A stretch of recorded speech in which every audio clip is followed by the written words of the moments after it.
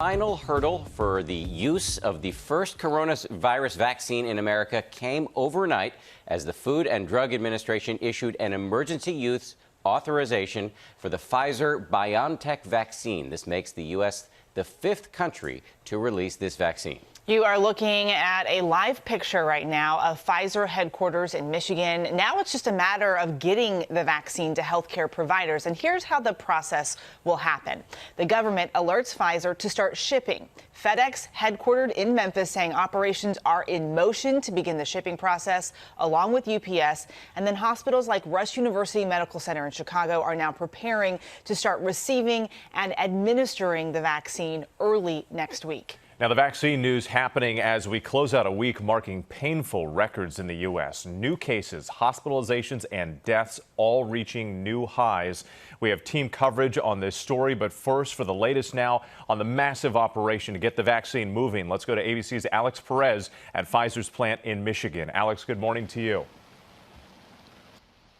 Hey, good morning, Whit. Pfizer has been anticipating this moment for months and now begins the process of getting the vaccine out of this facility and into the arms of those who need it most.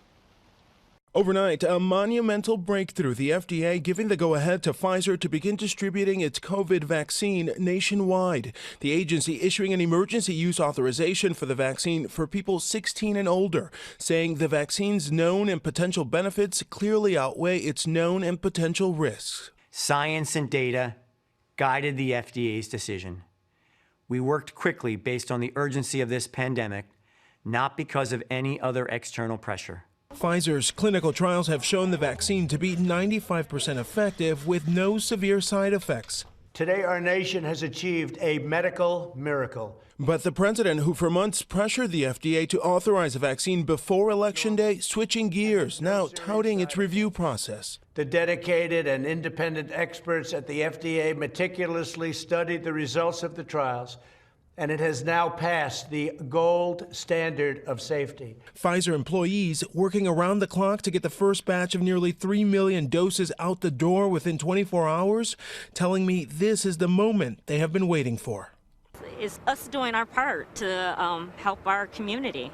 And now the community just isn't around Kalamazoo, it's like worldwide. It's nice to know you make some impact. On Friday, the CDC's advisory panel, which will issue guidance for how the vaccine will be allocated, expressed concerns about the lack of data on the vaccine's safety in teenagers and pregnant women. We need something to look at. This is a new vaccine platform. We have women that need this, but we want to make sure it's safe and we want to make sure we do no harm. Also sparking concern this weekend, those two healthcare workers in the UK who had serious allergic reactions after taking the vaccine. Both have a history of severe allergies. But Dr. Anthony Fauci says that is something that can be monitored and shouldn't stop Americans from being vaccinated. You stay alert for it and you keep a situation so that if it happens again, that people are in a facility that can take care of it. I will get vaccinated, and I will get vaccinated publicly. And with the Pfizer vaccine now officially authorized, the government has announced they've agreed to purchase another 100 million doses from Moderna and their vaccine for delivery in the spring. Eva? Alex Perez for us. Thank you. Well, hey there, GMA fans. Robin Roberts here. Thanks for checking